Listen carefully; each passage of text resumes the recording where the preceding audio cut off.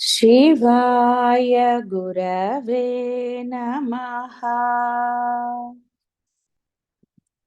शिवाय गुरवे नमः।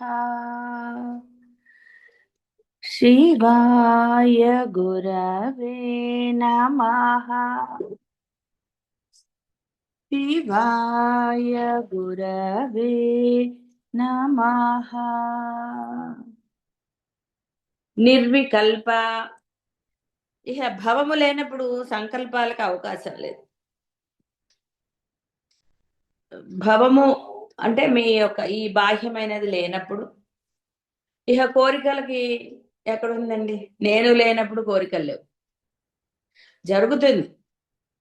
అయితే చిన్న చిన్నవి కూడా ఉండవా అండి ఏదన్నా అంటే? అన్ని సందేహాలు అక్కర్లేదు. నీకు కావాల్సింది నీకు లభిస్తూ ఉన్నప్పుడు ఇంక నీకు కోరిక అనేది ఎలా కలుగుతుంది? కలగనే అవకాశమే లేదు. పిల్లలు అడగకుండానే అన్ని ఇస్తున్నారనుకోండి, పెద్దలో పిల్లలో ఏదో ఒకటి.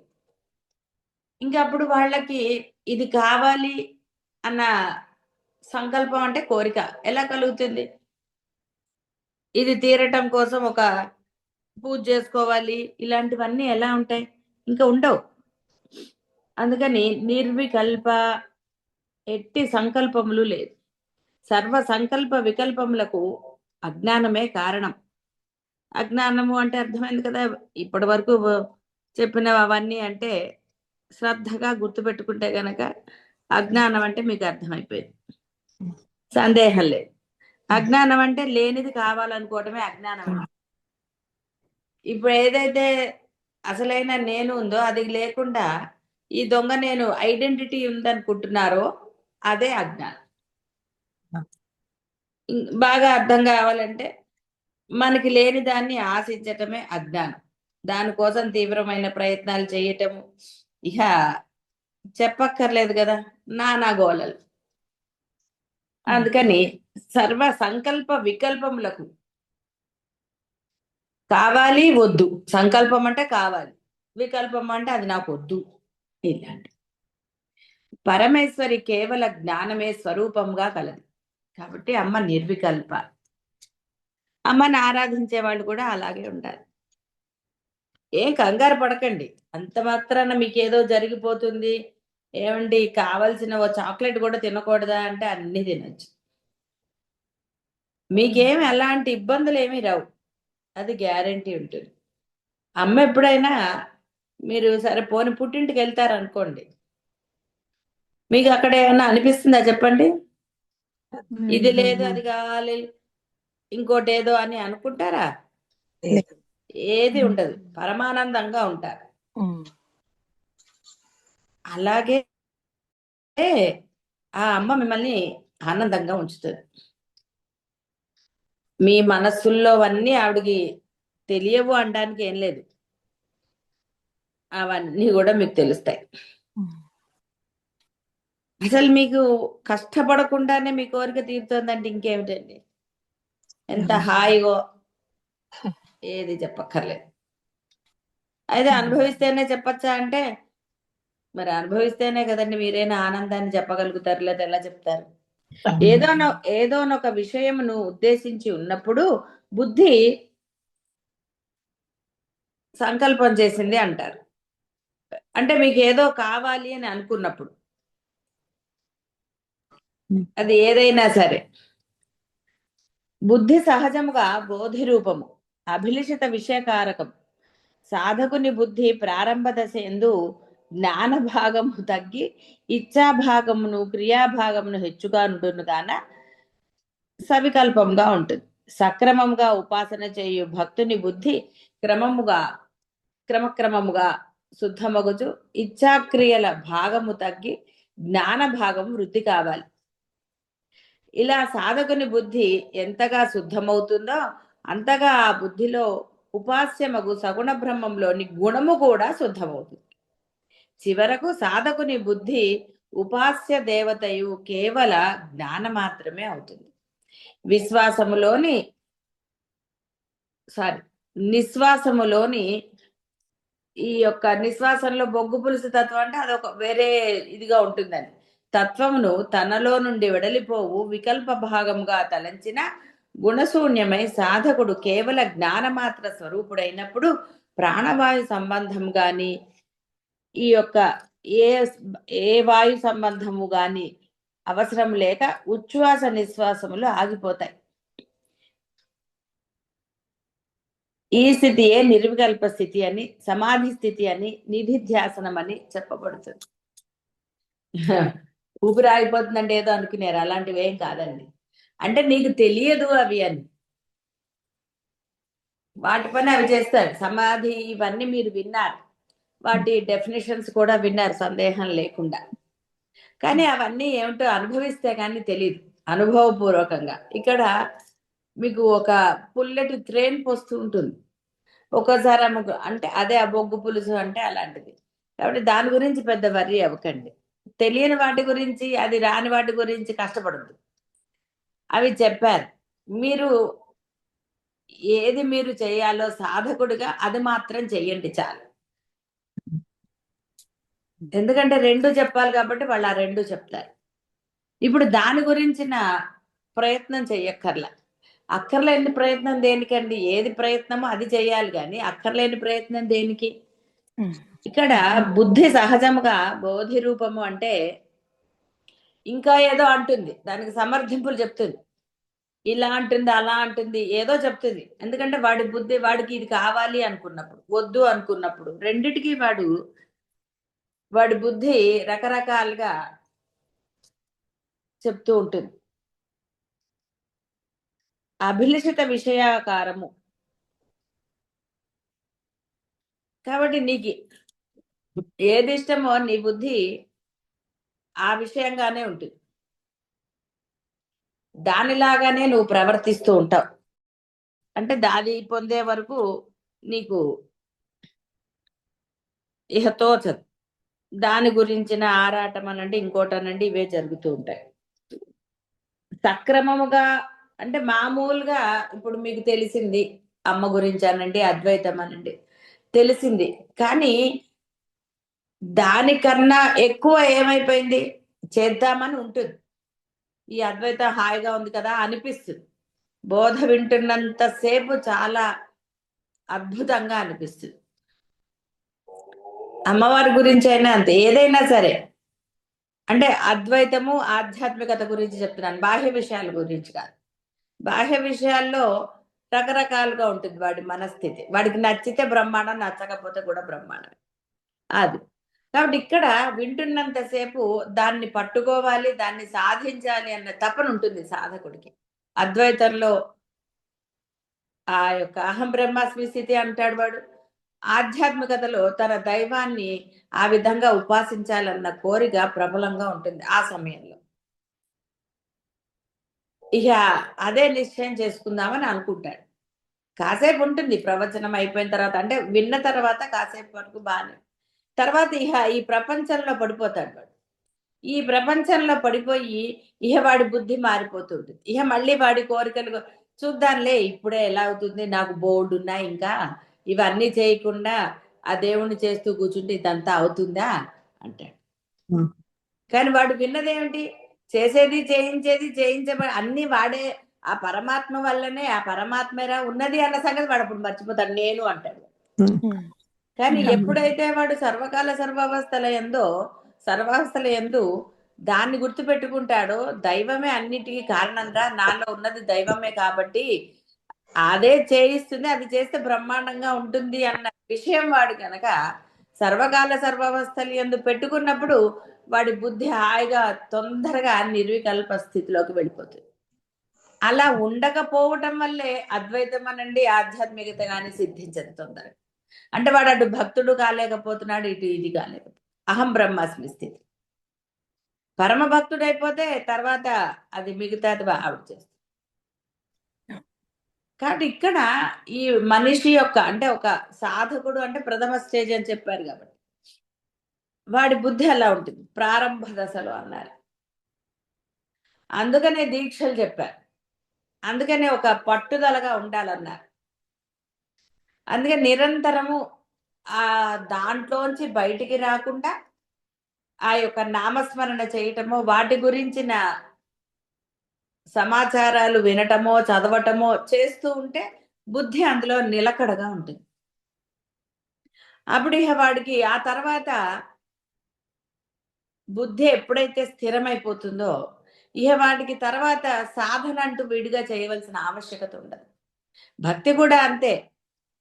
ఈ దైవము తప్ప నాకు అన్యము లేదు. మీరు ఆరాధించే దైవం ఎవరికి వాళ్ళకే. అన్యము లేదు అని వాడి యొక్క మనసు ఎప్పుడైతే స్థిరమైపోతుందో, వాడి బుద్ధి స్థిరము, మనసు, బుద్ధి ఇవన్నీ వేరు వేరు కాదండి, అన్నీ ఒకటే. కాకపోతే మనం మాట్లాడేటప్పుడు మనకు అనుకూలంగా ఉండడానికి నా బుద్ధి అంటాడు, వాడి బుద్ధి అంటాడు, లేకపోతే నా మనస్సు అంటాడు, ఇలా రకరకాలుగా ఏదో చెప్తూ ఉంటాడు. కాబట్టి ఎప్పుడైతే వాడి ఆ బుద్ధి, మనసు ఆరాధించే దైవమందు స్థిరముగా ఉంటుందో, ఇది భక్తుడి స్థితి. అద్వైతం తెలుసుకున్నవాడు అహం బ్రహ్మాస్మి, ఉన్నది బ్రహ్మమే అని ఆ బ్రహ్మంలో వాడు స్థిరంగా ఉంటాడు. వాడి వ్యవహారాలు ఏం మానవండి.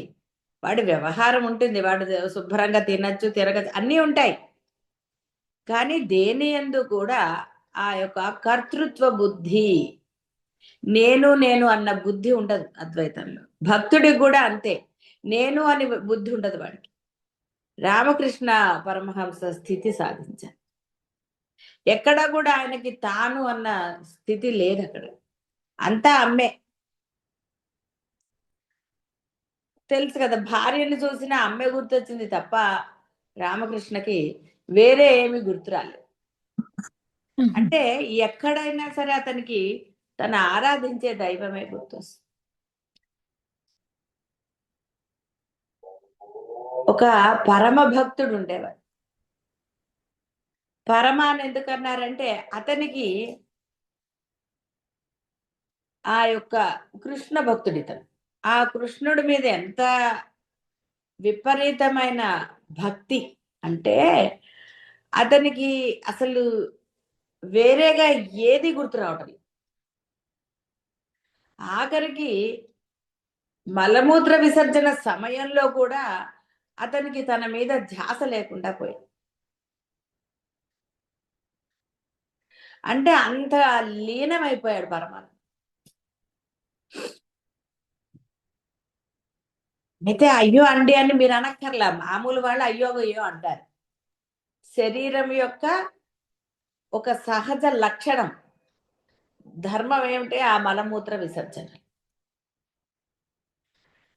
ఎలా అయితే చంటి పిల్లలు చేసినప్పుడు తల్లి వాటిని అసహ్యించుకోదు, అదే విధంగా పరమ భక్తుడు చేసినప్పుడు ఆ పరమాత్మ ఏమి చేయడు, అసహించుకో. ఆ తర్వాత అతను అంటే ఆ భక్తి పారవస్యంలో అలా ఉంటాడు. అందుకనే భక్తులకి కొన్ని సౌకర్యాలు ఆయన ఏర్పాటు చేస్తాడు, అలాంటి ఇబ్బందులు కల. మరి తపస్సులు చేస్తున్నారు హిమాలయాలు ఇంకా ఉన్నారంటే వాళ్ళకి ఉంటదండి అదంతా కూడా. సరే, ఆ స్థితి వేరు. కాబట్టి ఇక్కడ మీకు ఉపాస్య దైవమందు అంతటి అకుంఠితమైన ఆ శ్రద్ధ అనండి, భక్తి అనండి, విశ్వాసం ఉండి తీరాలి.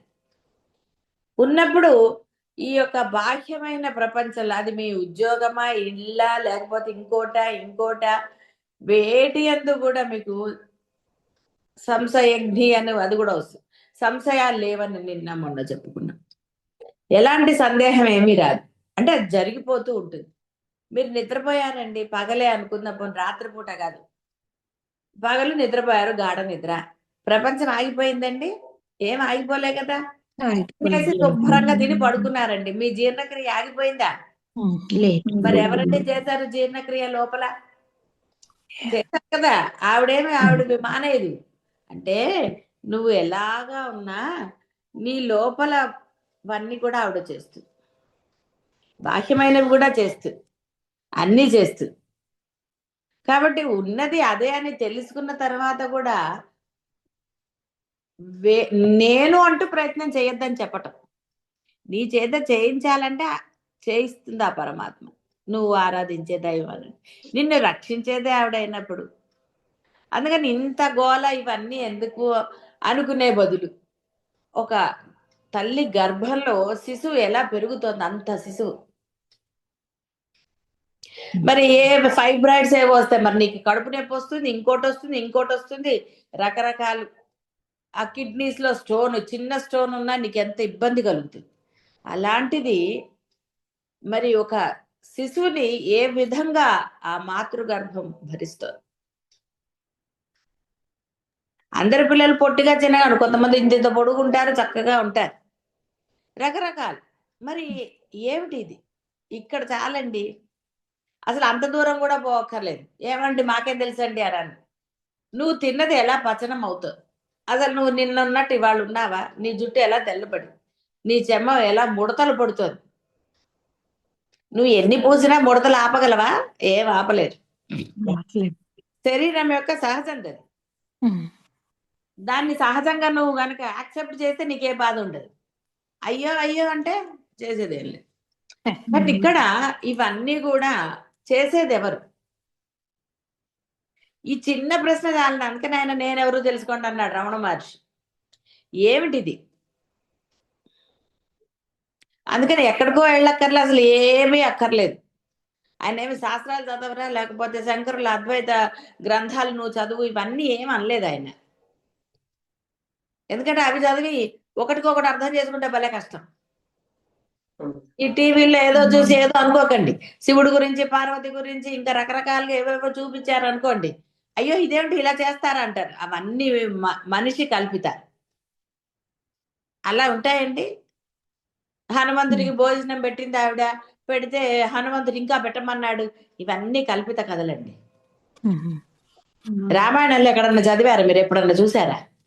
అలాంటివన్నీ ఉండవు. అవన్నీ ఏదో ఒట్టిగా కల్పితాలు. అయ్యో అప్పుడు సీతమ్మ బాధపడింది, అయ్యో ఇంకా లేవే వంటింట్లో ఏం సామానని. టీవీ సీరియల్ చూపించినప్పుడు మరి చూసే వాళ్ళకి ఇది రావాలి కాబట్టి కొన్ని కమర్షియల్ గా చేస్తారు వాళ్ళు. అందుకని అలాంటివన్నీ లేవు. కాబట్టి ఇక్కడ అనవసరమైనవి ఎందుకండి? అందుకని నేను ఎవరు తెలుసుకున్నాడు ఆయన, ఏమీ అనలేదు. ఆ నేను అంటే నువ్వు కూర్చుని ఆలోచిస్తే నీకు అర్థమైపోతుంది. ఎంత ఒక పోని నిన్న ఎలా ఉన్నావు, పోనీ 10 ఏళ్ల క్రితం నువ్వు ఎంత ఉన్నావు, నీ బుద్ధి ఎలా ఉంది, ఇప్పుడు ఎలా ఉన్నావు, ఇవన్నీ కూడా తలకాయ నొప్పి ప్రశ్నలే, సమాధానం లేని ప్రశ్నలే. అది జరిగిపోతుందండి అంటావు నువ్వు, సరే పోని. ఇవాళ నువ్వు తింటున్నది నీకు ఎలా జీర్ణం అవుతుంది, అదొక్కటి ఆలోచించు. ఎలా శక్తి వస్తుంది, ఎలా రక్త మాంసాలుగా అది విడిపడుతుంది, వేస్టేజ్ ఎలా వస్తుంది, ఇలాంటివి ఇవి చాలా. అసలు ఇక్కడ ఇది కనుక తెలిస్తే ఇక నేను ఎవరో నువ్వు తెలుసుకోక్కర్లా. అదే నేను అర్థమైపోయింది. ఇక అది తెలిసిన తర్వాత ఎందుకండి, ఆఫీసర్ ఎవరో తెలిసింది నువ్వు కాదని, ఇంకెప్పుడు ఫోజు కొట్టచ్చా? ఎందుకండి మరి ఇంకా అహంకారం, ఫోజ్ అంటే అదే కదా. దేనికి ఇంకా నేను నేను అని. కాబట్టి దేనికి? అప్పుడే నిర్వికల్ప. కాబట్టి ఎప్పుడైతే బుద్ధి మారుతుందో వాడిలో ఆ ఇచ్ఛా క్రియా భాగాలు తగ్గుతాయంటే అర్థం ఇదే. తానెవరో తెలిసిన తర్వాత ఎందుకండి ఇంకా అనవసరమైన కష్టాలు. ఏది జరగాలని ఆ యొక్క బ్రహ్మం అనండి, దైవం అనండి, ఉపాస దైవం అనండి, ఏదైనా సరే అది జరుగుతుంది, క్రియారూపం దాలుస్తుంది.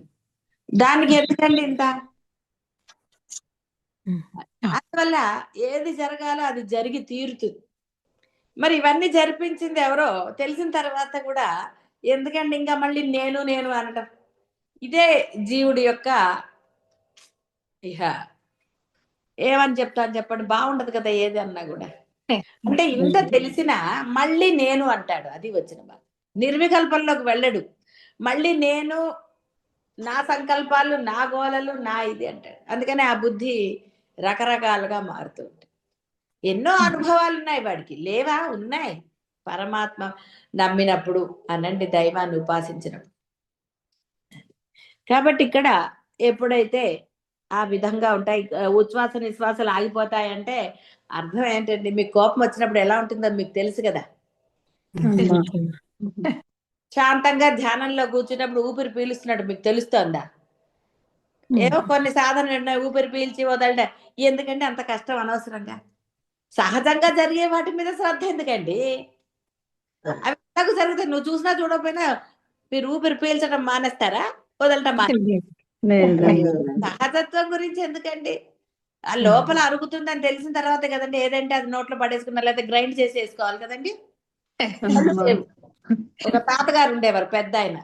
వాళ్ళు కొంచెం వయసు వచ్చాక పళ్ళు ఊడిపోతాయి, కానీ అప్పుడే ఏవో తినాలన్న కోరిక వస్తుంది.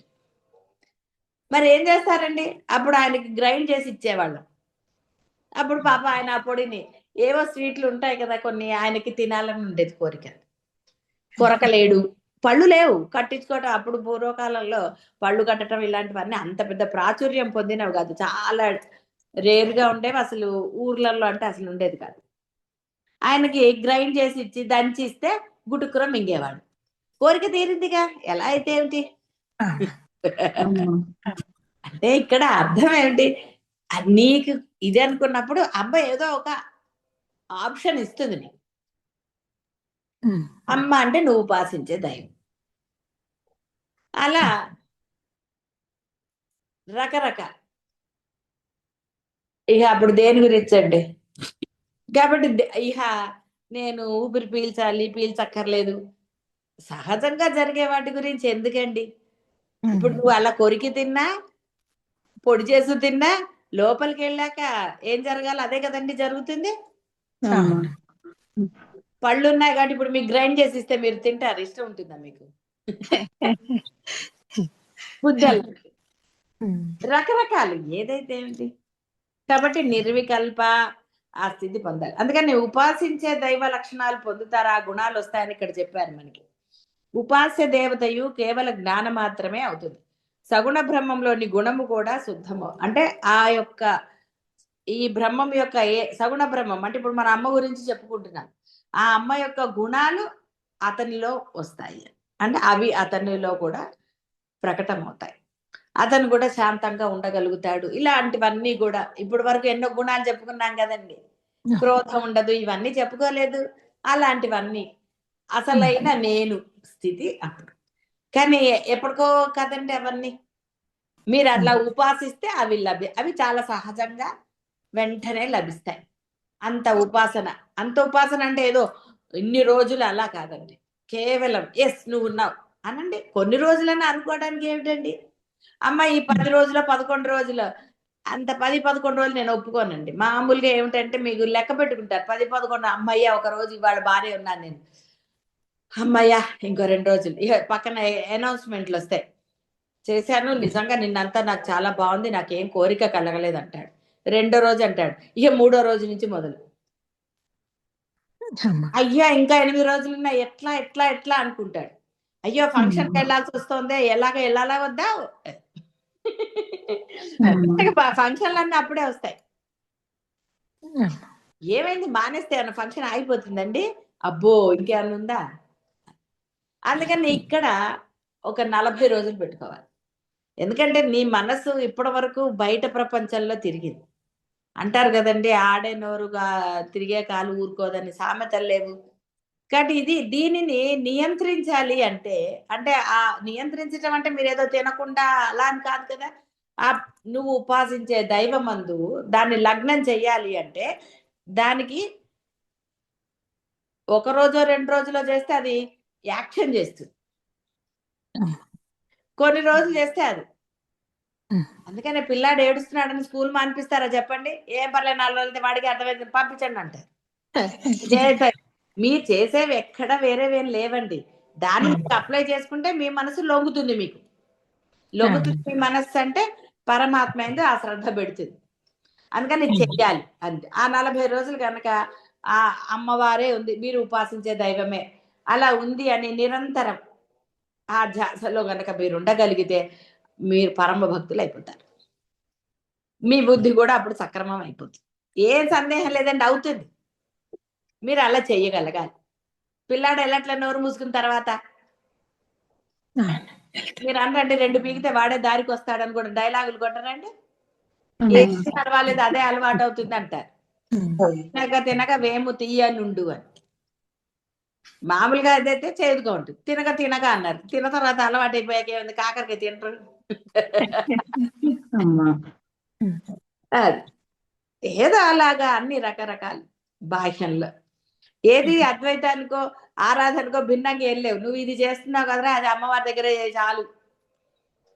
నీకు భక్తి స్థిరం అయిపోతుంది. కానీ అది చెయ్యం, అది వచ్చిన బాధ. చేస్తే చాలండి, అహం బ్రహ్మాస్మి స్థితి వెంటనే లభిస్తుంది. నిర్వికల్ప అంటే అహం బ్రహ్మాస్మే, సమాధి స్థితి అంటే అహం బ్రహ్మమే. అంతేగాని గాఢ నిద్ర అని అన్నారు కాబట్టి ఏమంటే నిద్రపోతే సరిపోతుందా అంటే కుదరదు, అప్పుడు నీకు నిద్రే రాదు. కాబట్టి నిర్వికల్ప, తర్వాత నిరాబాధ, బాకి ఒత్తులేదండి, నిరాబాధ, ఎట్టి బాధ ఆవిడికి లేదు.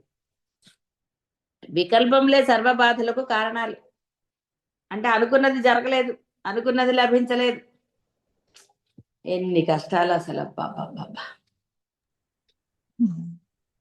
అవి లేకుండా చేస్తుంది అంటున్నారు. అంటే నీకు నువ్వు కోరుకున్నది అన్ని ఇచ్చేస్తుందని నేను చెప్పటం లేదు, నీకు చెప్పాం కదా, శ్రేయస్సు ఏది కలుగజేస్తుందో అది ఇస్తుంది. పోనీ నువ్వు నిజంగానే అనుకున్నావు, దానివల్ల నీకు ఎటువంటి బాధ అనండి ఇంకోటి కానీ కలగకుండా ఆపద పోనీ అవి చేసి అప్పుడు నీకు ఇస్తుంది. ఏమిటి అన్ని చేయటం ఎందుకంటే ఆవిడ సర్వసమర్థురాలు కదా అంటే నువ్వేం తక్కువ వాడివా? ఎన్ని చేస్తుంటారండి పాపాలు పుణ్యాలు, ఎన్ని కర్మలు ఉన్నాయి, సంచి ఉంది కదండి, మరి సంచి ఖాళీ చేయాలి కదా. అయితే వెంటనే ఆవిడ చేయగలుగుతుంది, నువ్వు నిజంగా వెంటనే అంత పరమ భక్తుడు అయిపోతే. ఆవిడ మొత్తం ఎన్ని పాపాలు, 14 లోకాల్లో అంతే ఆవిడ, అంత పాప రాసి ఉన్నా శుభ్రంగా బూడిద కూడా మిగలకుండా చేసేస్తానంది. ఆవిడ సర్వసమర్థురా, అందులో సందేహం లేదు. కానీ నువ్వు అలా ఆరాధిస్తున్నావా? ఆవిడ సర్వసమర్థురాలు అన్న భావన నీలో దృఢంగా ఉన్నది, నువ్వు ఆరాధించే ఏ దైవం అయితే ఆ దైవం అందు అని. నేను మళ్ళీ వేదంలో చెప్పబడిన దైవాల గురించి చెప్పటం లేదు, మీకు మీరు నిర్ణయించుకున్న గురువుల గురించి చెప్పటం లేదు. కాబట్టి వేదంలో చెప్పబడిన దేవతలు లేదా శంకరులు చేసిన దేవతలు అనుకోండి చాలు. మీకు మీరు నిర్ణయం చేసుకుంటే కుదరదు.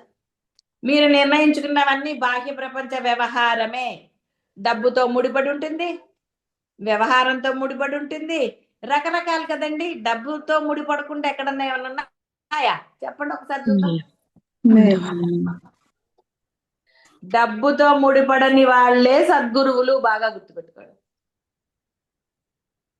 ఎందుకంటే నశించేదండి, నువ్వు ఇచ్చేదేమిటి వాళ్ళు పుచ్చుకునేదేమిటి, ఏమిటది. కానీ మీకు ఎన్నోసార్లు చెప్పినట్టుగా ధ్యాస దాని మీద పెట్టకండి. ఇవ్వాలేమో ఇవ్వకపోతే ఎలా, ఇవన్నీ అనవసరమైనవి. దాని మీద ధ్యాస ఉన్నవాడు మీకేం చెప్పగలుగుతాడండి. అందుకనే బాహ్యంలో మీరు ఎన్ని చెయ్యండి మళ్ళీ మీరు మొదటికే వస్తారు. ఎన్నో ఉన్నాయి బాహ్యంలో, మీకు మెడిటేషన్ అంటారు, ఇంకోటి అంటారు, ఇంకోటి అంటారు, ఎన్నో రకాలు ఉన్నాయి. ఆ మెడిటేషన్ ఈ మెడిటేషన్ బోల్డ్ పేర్లు కూడా ఉన్నాయి. చేసినన్ని రోజులైనా సరే మీ మనసు స్థిమిత పడిందా, సరే పోని కొన్ని రోజులు అయింది, మళ్ళీ తర్వాత అండి ఎన్నో ఉంటాయండి, చాలా రకాలు ఉన్నాయి బాహ్యంలో. మీకు ఎన్ని ఉన్నాయో చెప్పలేము, వాడు తెలివితేటలండి అవన్నీ. ఏమవుతుందో తెలుసు, మెయింటైన్ చేయగలిగితే అది వేరే విషయం, ఇంకోటి. కానీ మళ్ళీ చేయాలి కదా, ఎన్నాళ్ళు చేయగలుగుతారు అనేదే కదా అసలు ప్రశ్న. ఇక్కడ నేను అనేది ఏంటంటే అంత ప్రయత్నాల వాటి గురించి దేనికి, దేహం గురించే కదండి ఆ ప్రయత్నాలన్నీ. ఓకే, బియాండ్ ఉన్నప్పుడు ఏదో కష్టపడ్డాను నేను ఒప్పుకుంటాను, కానీ ఆ దేహం గురించి అంత, దేహాన్ని ఇచ్చిన వాడు వాడు రక్షించడంటే వాడు రక్షిస్తాడు ఎప్పుడు, స్వామి ఈ దేహం నీది అంటే. పిల్లలు పుట్టాక నేను అనే వరకు మీరే కదండి చూస్తారు, నేను అన్న తర్వాత తిండా నోరు మూసుకుని అంటారు. వాడు నా ఇష్టం అన్నాడు తర్వాత ఏమంటారండి, వాడు 5-6 ఏళ్ళు వాడు నా ఇష్టం అన్నాడు అనుకో, నీ ఇష్టం అన్నావుగా చేసుకో, ఏం చేసుకుంటావు అనరండి తల్లులు. ఫోజు కొట్టేవు కదరా, చేసుకో ఏం చేసుకున్నా అనలే. వాడు అబ్బా సారీ అమ్మ అనేది అన్నంట, అట్లా రా దారికి అంటారు. మరి అమ్మవారు అందండి, ఆవిడకి లేదు కాబట్టి ఆవిడ అట్లా ఆవిడ సాక్షిగా ఉంటుంది. అంటే నేను అనేది మీరు ఏదో చెయ్యొద్దు ఇవన్నీ అనటం లేదు. దృష్టి ఎప్పుడైతే, ఇందాక చెప్పలేదండి, దృష్టి పక్కకి వెళ్ళినప్పుడు భక్తి ఎలా కుదురుతుందండి, కుదురుతుందా? ఆలోచించుకోండి, చేసిన వాళ్ళు ఆలోచించుకోండి. ఇప్పుడు మీరు ఒకటి చెయ్యాలనుకున్నప్పుడు అప్పుడు ఈ నామస్మరణ ఇవన్నీ జరుగుతాయండి, జరగవు. ఏది అత్యంత ముఖ్యమైనదో అది జరగాలి అంటే ముందు అందులో స్థిరత్వం రావాలి. అరుణాచలం వెళ్ళాక, ఒక క్షేత్రానికి వెళ్ళాకో దర్శనాలు, అభిషేకాలు, ఇంకోటి ఇంకోటి ఇంకోటి జరుగుతాయి. నువ్వు వెళ్లకుండానే ఇక్కడ కూర్చొని అలాగండి ఇలాగండి అంటే ఏమన్నా ప్రయోజనం ఉందా? ఏది లేదు. ఒరే ఫస్ట్ వెళ్ళరా, తర్వాత అవన్నీ ఆలోచించచ్చండి. అదే ఫలానా రోజు వెళ్దాం అనుకున్నానండి, నువ్వు వెళ్ళు ఫస్ట్. వెళ్ళాక అక్కడ ఏం జరుగుతుందో నువ్వు అన్ని నిర్ణయించుకున్నావు. అక్కడికి వెళ్ళాక వర్షం పడింది, ఏమవుతుంది? అందుకని ఫస్ట్ స్థిరత. నేను వస్తున్నాను స్వామి, ఏం చేస్తావు చెయ్యానండి అంటే అక్కడున్న దైవాన్ని కనుక నమస్కారం, అప్పుడు ఆ దైవం మీకు అన్ని ఏ విఘ్నాలు లేకుండా చక్కగా అన్ని జరిగేటట్టు చూస్తాడు. అది ఆయన బాధ్యత అవుతుంది.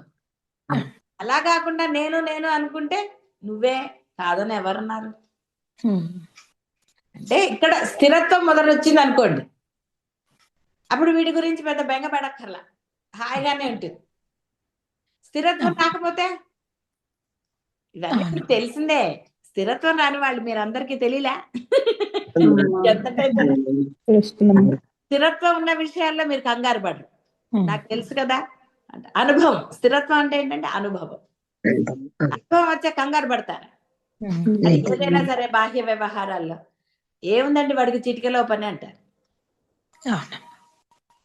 ఏదో కృష్ణ పరమాత్మ చిటికిన వెళ్తే అది ఎత్తాడు కదా అని చెప్పి చిటికిన వెళ్తే మీరు ఏదైనా ఎత్తగలరా? సర్వ సమర్థుడు కాబట్టి చిటికిన వెళ్తే పోతాడు ఆయన. మీరు ఎలా మోస్తారండి? ఎందుకంటే పరబ్రహ్మం, పరబ్రహ్మానికి ఇవి అవి లెక్క ఏంటండి అసలు? కాబట్టి ఇక్కడ నిరాబాధ వికల్పంలే సర్వ బాధలకు కారణం, అజ్ఞానమే సర్వ వికల్పములకు కారణం. బాధలన్నీ దృశ్య రూపములకు దేహేంద్రియాదులకే గాని దృగ్రూపిణియకు పరమాత్మకు ఎలా ఉంటాయి? ఎల్లప్పుడూ ఉండునట్టి కేవల జ్ఞప్తి మాత్రములు దృశ్యములు నిరంతరం కలుగు మార్పులన్నీ దృగ్రూప నుండి ఆత్మ నుండియే నిర్గతములగు. భిన్నములకు వర్ణములు గల పద్మములయందు పద్మ విశేషము ఏకమే గాని ఎరుపు నలుపు తెలుపు మొదలగు విశేషములు మాత్రము మారునట్లు జీవులన్నిటి యందును సత్ చిత్ ఆనంద విశేషము ఏకమే అగును. కావున పరమేశ్వరి. రకరకాల జీవులు కదండి ఇక్కడ, ఎంతమంది జీవులు ఉన్నారో అన్నిట్లో ఉన్నది ఆవిడే, అందులో ఏం సందేహం లేదు. కాబట్టి ఉపాధిని బట్టి అక్కడ వ్యవహారం మార్పు చెందుతూ ఉంటుంది. అందరిలో ఒకే రకంగా ఉండదు కదండి, అన్ని జీవరాశులేదు నా ఉద్దేశం. మనుషులందు కూడా అంతే. చిన్నపిల్లాడికి అందులో ఉన్న పరమాత్మ ఒకటే, చిన్నపిల్లాడైనా పెద్దవాళ్ళైనా ముసలివాళ్ళైనా ఏదైనా సరే, కానీ లోపల జరిగే కార్యక్రమాలు మార్పు చెందుతూ ఉంటాయి కదా. అంటే అన్ని సహజంగా చేసేస్తూనే ఉంటుంది, దాని గురించి మనం వరి అవ్వక్కర్లా, అవన్నీ జరుగుతూనే ఉంటాయి. నీ బుద్ధి స్థిరంగా ఉంటే చాలు, అప్పుడు నీకు బాధ కలగకుండా ఆవిడ చూస్తుంది. ఏమంటే ఆవిడ 90 ఏళ్ళండి ఇంకా చాలా బాగా ఉంది అనగానే వాళ్ళు ఎవరో భక్తులని నేను చెప్పటం లేదు, వాళ్ళు అద్వైతంలో ఉన్నారని చెప్పటం లేదు. అక్కడ వాడి యొక్క పూర్వజన్మ ఇంకోటి అవన్నీ అక్కడ ఉన్నాయి. వాడు భక్తుడు కాదండి ఇంకోటి కాదండి అయినా సరే బాగున్నాడు కదండి అంటే వాడికి ఏ పూర్వజన్మ విశేషమో ఉంది కాబట్టి వాళ్ళు ఆరోగ్యంగా ఉన్నారు, వాళ్ళకి అన్ని మంచిగా జరుగుతున్నాయి. కాబట్టి పరమ భక్తుడు 90 ఏళ్ళు బతుకుతాడని ఎక్కడ రాసి ఇవ్వలేదు కదండి, రాసిచ్చారా? శంకర్లు మరి 36 ఏళ్ళ అన్నారు. అలా ఏముండదండి. ఏమండి వీళ్ళు అసలు ఎంత దుమారులు టిక్కున పోయారండి అని అన్నారు అనుకోండి, అది వాళ్ళకి అలా రాసి పెట్టింది. ఇంకెందుకంటే బాధ, వాళ్ళకి బాధ లేకుండా జరగాలని ఉంది ఏదైనా సరే, కాబట్టి వాళ్ళకి బాధ లేకుండా జరుగుతుంది. కాబట్టి వాళ్ళకి బాధ లేకుండా జరిగింది కాబట్టి వాళ్ళు భక్తులా అద్వైతులా అని నువ్వు నిర్ణయించడానికి లేదు. నువ్వు ఎలా ఉన్నావు నిర్ణయించుకో. నువ్వు అలా ఉన్నావా, నీకు అలా లభిస్తుందని గ్యారంటీ ఉందా? వాళ్ళకి తెలియబడిందో తెలియబడలేదో నీకు అనవసరం. నీకు తెలియబడిన తర్వాత నువ్వు ఎలా ఉండాలో అలా ఉండు చాలు. తెలిసిన తర్వాత అలా ఉండాలి కానీ తెలియకుండా అలా ఎలా ఉంటారండి? వాడి యొక్క పూర్వజన్మ ప్రారంభాన్ని బట్టి వాడు ఉంటాడు. చెప్పలేదు, ఒక ఆవిడ ఉంది హాయిగా 3 పిల్లలు, మగపిల్లలు ఎంత. ఆవిడ ఎప్పుడూ కూడా అంటే ఏది పట్టించుకోదు. ఆవిడ ఇప్పుడు లేరనుకోండి, చాలా ఆశ్చర్యంగా ఉండేది నాకు, ఎలా ఆవిడ 3 పిల్లల్ని మెయింటైన్ చేసింది అని. ఆవిడకి దేని మీద అంటే ఏది లేదు అంటే ఆవిడ ఏమన్నా అద్వైతమా ఇంకోట, ఆవిడ మనసులో గోలలో, ఆవిడ ఇంట్లో గోలలో ఏమిటో మనకి మటుకు ఏం తెలుసు, తెలియదు. అంటే కొంతమందిని చూస్తే మనకి అనిపిస్తుంది కదా, వీళ్ళు ఎలా చేస్తారబ్బా అలా అని మీరు ఆశ్చర్యపోతుంటారు కదా. వాడికి ఏదో పూర్వజన్మది ఉంటుంది, అంతేగాని వాళ్ళు చాలా ఇదిగా ఉన్నారండి కాబట్టి వాళ్ళు చాలా గొప్పవాళ్ళు, లేకపోతే ఇంకోటి వాళ్ళకి అద్వైతం తెలుసు, ఇవన్నీ మీరు అనడానికి లేదు. అసలు వేరే వాళ్ళ గురించి అనడం ఎందుకంటే మీరు మీ గురించి మీరు తెలుసుకోవాలి.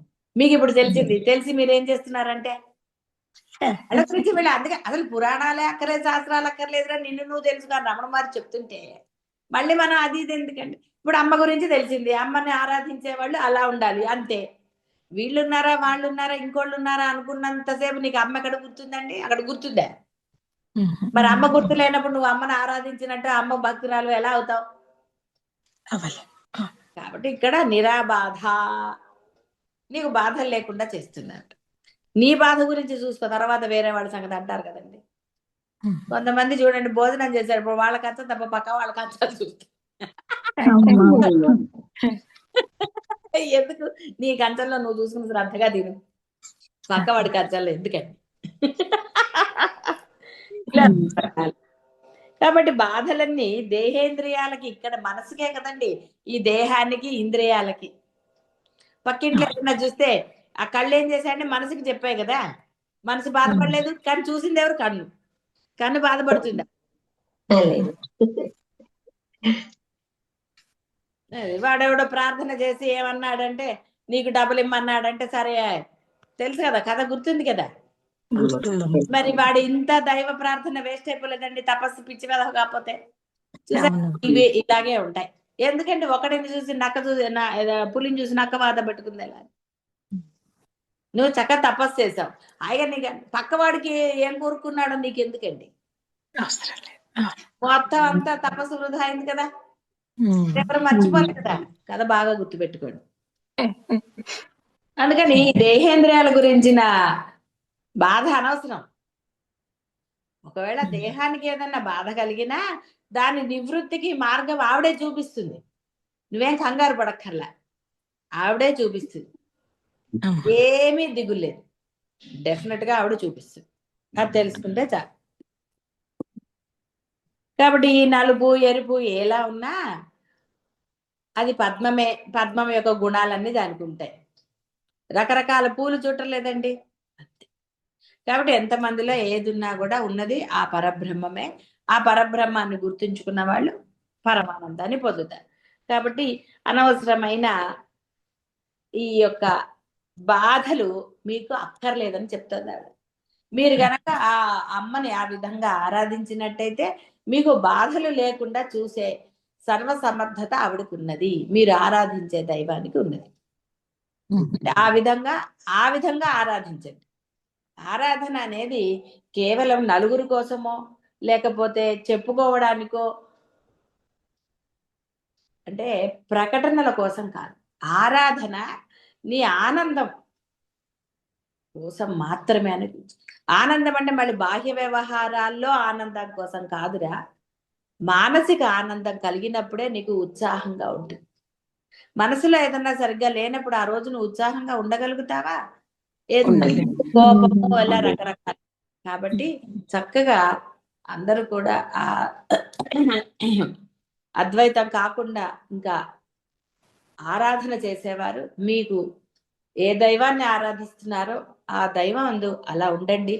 బాహ్య ప్రపంచంలో అక్కర్లేదు, కేవలం మీ యొక్క దైవమందు ఆ పరిపూర్ణ విశ్వాసంతో ఉంటే మీకు ఏం కావాలో ఏం అక్కర్లేదో ఇలాంటివన్నీ ఆ దైవమే మీకు ఇచ్చేస్తారు. కాబట్టి ఆ విధంగా ఆరాధన చేయడానికి ఈ సెకండ్ నుంచే దృఢవ్రతులై ఉండండి. ప్రయత్నం అనట్లేదు నేను, ప్రయత్నం ఎప్పటికీ సఫలం కాదండి, అంటే సమయం పడుతుంది, దేహానికి కాలపరిమితి ఉన్నది. కాబట్టి ప్రయత్నం అనటం లేదు నేను, దృఢ నిశ్చయం చేసేసుకుని చెయ్యండి అంతే.